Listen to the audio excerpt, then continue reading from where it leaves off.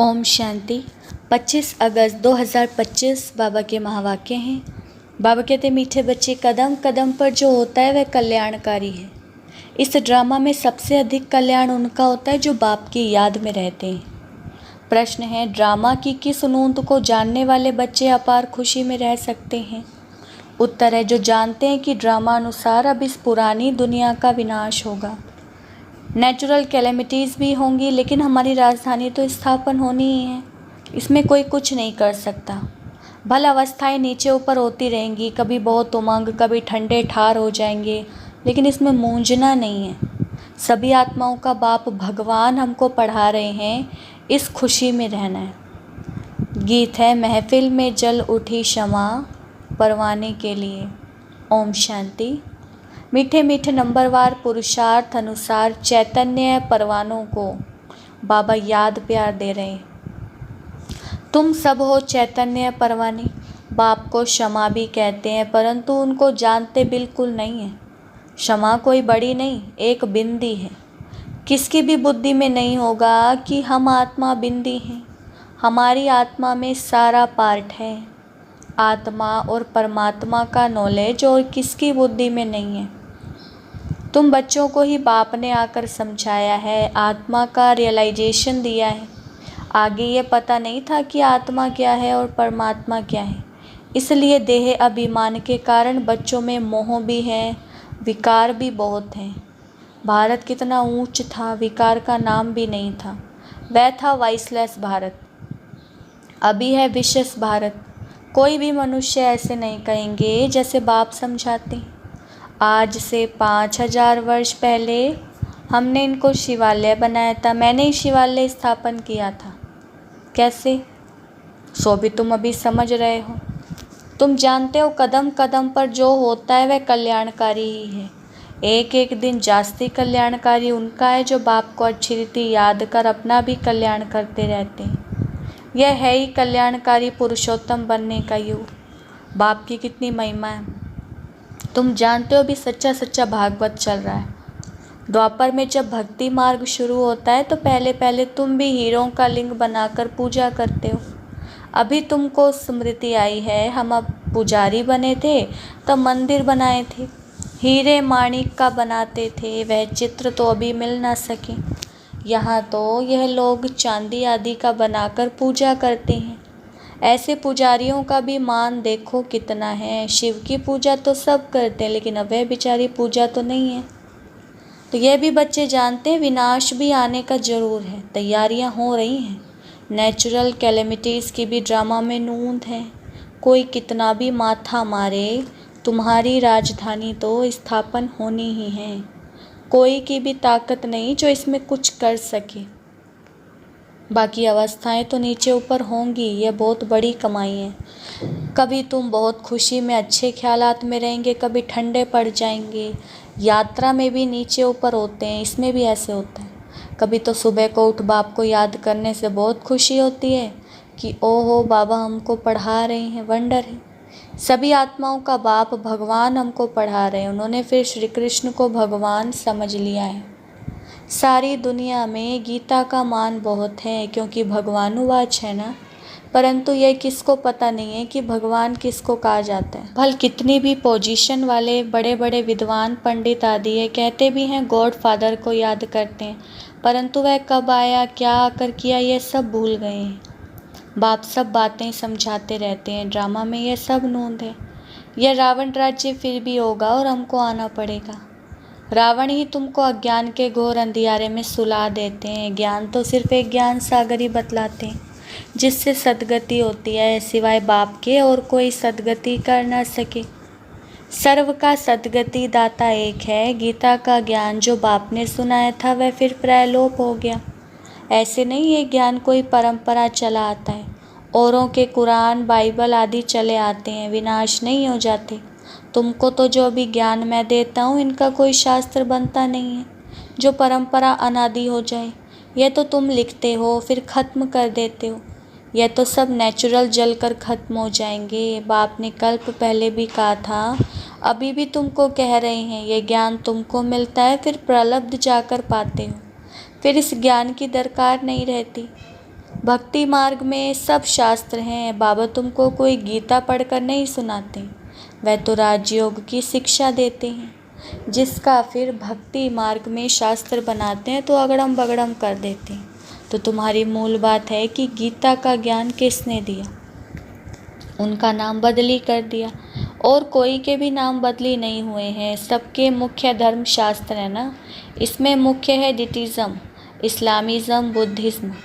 भल करके कोई कहते हैं कि पहले बुद्धिज़्म है, पीछे इस्लामिज़्म है। बोलो, इन बातों से गीता का कोई ताल्लुक नहीं है। हमारा तो काम है बाप से वर्षा लेने का। बाप कितना अच्छी रीति समझाते हैं। ये बड़ा झाड़ है, अच्छा है, जैसा फ्लावर वाज है, 3 ट्यूब्स निकलती हैं, कितना अच्छी समझ से बनाया हुआ झाड़ है। कोई भी झट समझ जाएंगे कि हम किस धर्म के हैं, हमारा धर्म किसने स्थापन किया। यह दयानंद, अरविंद घोष आदि तो अभी होकर गए हैं। वो लोग भी योग आदि सिखलाते हैं, है सब भक्ति। ज्ञान का तो नाम निशान नहीं। कितने बड़े बड़े टाइटल मिलते हैं, यह भी सब ड्रामा में नूंद है। फिर भी होगा 5000 वर्ष बाद। शुरू से लेकर यह चक्र कैसे चला है, फिर कैसे रिपीट होता रहता है, तुम जानते हो। अभी का प्रेजेंट फिर पास्ट हो फ्यूचर हो जाएगा। पास्ट प्रेजेंट फ्यूचर, जो पास्ट हो जाता है वह फिर फ्यूचर होता है।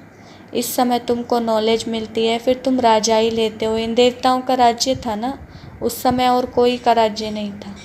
यह भी एक कहानी मिसल बताओ, बड़ी सुंदर कहानी बन जाएगी। लॉन्ग 5000 वर्ष पहले यह भारत सतयुग था। कोई धर्म नहीं था, सिर्फ देवी देवताओं का ही राज्य था। उनको सूर्यवंशी राज्य कहा जाता था। लक्ष्मी नारायण का राज्य चला 1250 वर्ष। फिर उन्होंने राज्य दिया दूसरे भाइयों क्षत्रियों को, फिर उनका राज्य चला। तुम समझा सकते हो कि बाप ने आकर पढ़ाया था। जो अच्छी रीति पढ़े वह सूर्यवंशी बने, जो फेल हुए उनका नाम क्षत्रिय पड़ा। बाकी लड़ाई आदि की बात नहीं है। बाबा कहते हैं, बच्चे तुम मुझे याद करो तो तुम्हारे विकर्म विनाश हो जाएंगे। तुम्हें विकारों पर जीत पानी है। बाप ने ऑर्डिनेंस निकाला है, जो काम पर जीत पाएंगे वही जगत जीत बनेंगे। पीछे आधा कल्प बाद फिर वाम मार्ग में गिरते हैं। उन्हों के भी चित्र हैं, शक्ल देवताओं की बनी हुई है। राम राज्य और रावण राज्य आधा आधा है। उनकी कहानी बैठ बनानी चाहिए। फिर क्या हुआ, फिर क्या हुआ? यही सत्यनारायण की कहानी है। सत्य तो एक ही बाप है, जो इस समय आकर सारे आदि मध्य अंत का तुमको नॉलेज दे रहे हैं, जो और कोई दे ना सके। मनुष्य तो बाप को ही नहीं जानते। जिस ड्रामा में एक्टर हैं उनके क्रिएटर, डायरेक्टर आदि को ही नहीं जानते, तो बाकी कौन जानेंगे। अभी तुमको बाप बताते हैं ड्रामा अनुसार यह फिर भी ऐसे होगा। बाप आकर तुम बच्चों को फिर पढ़ाएंगे, यहाँ दूसरा कोई तो आ ना सके। बाप कहते हैं, मैं बच्चों को ही पढ़ाता हूँ, कोई नए को यहाँ बिठा नहीं सकते। इंद्रप्रस्थ की भी कहानी है ना, नीलम परी, पुखराज परी नाम है ना। तुम्हारे में भी कोई हीरे जैसा रत्न है। देखो, रमेश ने ऐसी बात निकाली प्रदर्शनी की जो सबका विचार सागर मंथन हुआ। तो हीरे जैसा काम किया ना। कोई पुखराज है, कोई क्या है, कोई तो बिल्कुल कुछ नहीं जानते। यह भी जानते हो कि राजधानी स्थापन होती है, उनमें राजाएं, रानियां आदि सब चाहिए। तुम समझते हो हम ब्राह्मण श्रीमत पर पढ़कर विश्व के मालिक बनते हैं तो कितनी खुशी होनी चाहिए। यह मृत्यु लोक खत्म होना है। यह बाबा तो अभी भी समझते रहते हैं कि हम जाकर बच्चा बनेंगे। बचपन की वह बातें अभी सामने आ रही है, चलन ही बदल जाती है। ऐसे ही वहाँ भी जब बूढ़े होंगे तो समझेंगे अब यह वानप्रस्थ शरीर छोड़ हम किशोर अवस्था में चले जाएंगे। बचपन है सतो प्रधान अवस्था। लक्ष्मी नारायण तो युवा है, शादी किए हुए को किशोर अवस्था थोड़े ही कहेंगे। युवा अवस्था को रजो, वृद्ध को तमो कहते हैं, इसलिए श्री कृष्ण पर लव जास्ती रहता है तो लक्ष्मी नारायण भी वही, परंतु मनुष्य ये बातें नहीं जानते हैं। श्री कृष्ण को द्वापर में, लक्ष्मी नारायण को सतयुग में ले गए हैं। अभी तुम देवता बनने का पुरुषार्थ कर रहे हो। बाप कहते हैं कुमारियों को तो बहुत खड़ा होना चाहिए। कुंवारी कन्या, अधर कुमारी, दलवाड़ा आदि जो भी मंदिर है ये तुम्हारी एक्यूरेट यादगार है। वह जड़ और यह चैतन्य। तुम यहाँ चैतन्य में बैठे हो, भारत को स्वर्ग बना रहे हो। स्वर्ग तो यहाँ ही होगा। मूल वतन, सूक्ष्म वतन कहाँ है? तुम बच्चों को सब मालूम है। सारे ड्रामा को तुम जानते हो। जो पास्ट हो गया है सो फिर फ्यूचर होगा, फिर पास्ट होगा। तुमको कौन पढ़ाते हैं ये समझना है। हमको भगवान पढ़ाते हैं। बस खुशी में ठंडे ठार हो जाना चाहिए। बाप की याद से सब घोटाले निकल जाते हैं। बाबा हमारा बाप भी है, हमको पढ़ाते भी हैं, फिर हमको साथ भी ले जाएंगे। अपने को आत्मा समझ परमात्मा बाप से ऐसी बातें करनी है। बाबा हमको अभी मालूम पड़ा है, ब्रह्मा और विष्णु का भी मालूम पड़ा है। विष्णु की नाभि से ब्रह्मा निकला। अब विष्णु दिखाते हैं क्षीर सागर में, ब्रह्मा को सूक्ष्म वतन में दिखाते हैं, वास्तव में यहाँ है। विष्णु तो हुआ राज्य करने वाला, अगर विष्णु से ब्रह्मा निकला तो जरूर राज्य भी करेगा। विष्णु की नाभि से निकला तो जैसे कि बच्चा हो गया। तो यह सब बातें बाप बैठ समझाते हैं। ब्रह्मा ही 84 जन्म पूरे कर अब फिर विष्णुपुरी के मालिक बनते हैं। ये बातें भी कोई पूरी रीति समझते नहीं हैं, तब तो वह खुशी का पारा नहीं चढ़ता। गोप गोपियाँ तो तुम हो, सतयुग में थोड़े ही होंगे, वहाँ तो होंगे प्रिंस प्रिंसेस। गोप गोपियों का गोपी वल्लभ है ना। प्रजापिता ब्रह्मा है सबका बाप, और फिर सब आत्माओं का बाप है निराकार शिव। यह सब है मुख वंशावली, तुम सब बी के भाई बहन हो गए। क्रिमिनल आई हो ना सके, इसमें ही माया हार खिलाती है। बाप कहते हैं अभी तक जो कुछ पढ़ा उसे बुद्धि से भूल जाओ, मैं जो सुनाता हूँ वह पढ़ो। सीढ़ी तो बड़ी फर्स्ट क्लास है, सारा मदार है एक बात पर कि गीता का भगवान कौन। श्री कृष्ण को भगवान नहीं कह सकते, वह तो सर्वगुण संपन्न देवता है।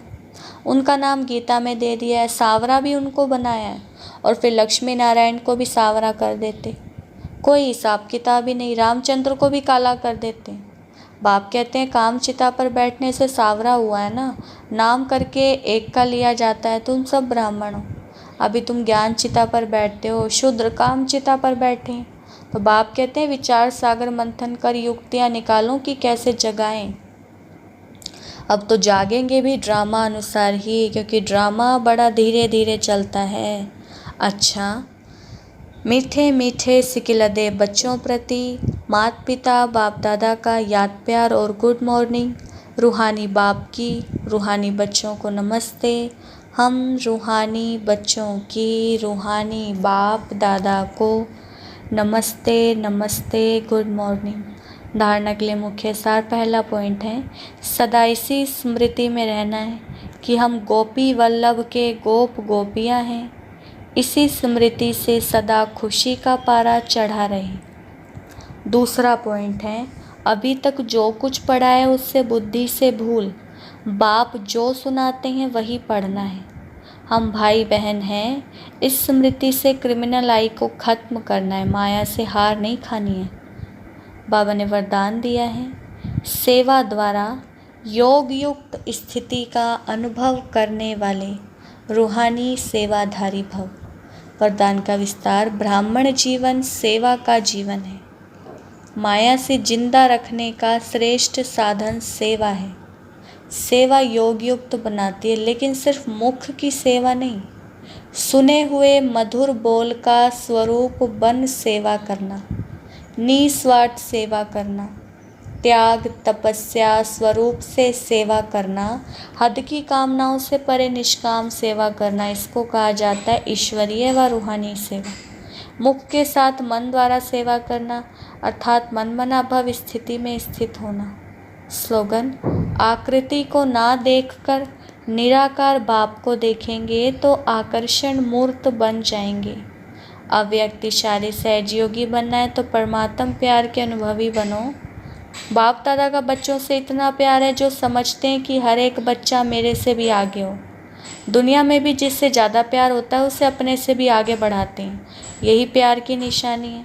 तो बाप दादा भी कहते हैं मेरे बच्चों में अब कोई भी कमी नहीं रही, सब संपूर्ण संपन्न और समान बन जाएं, यही परमात्म प्यार सहज योगी बना देता है। अच्छा, ओम शांति।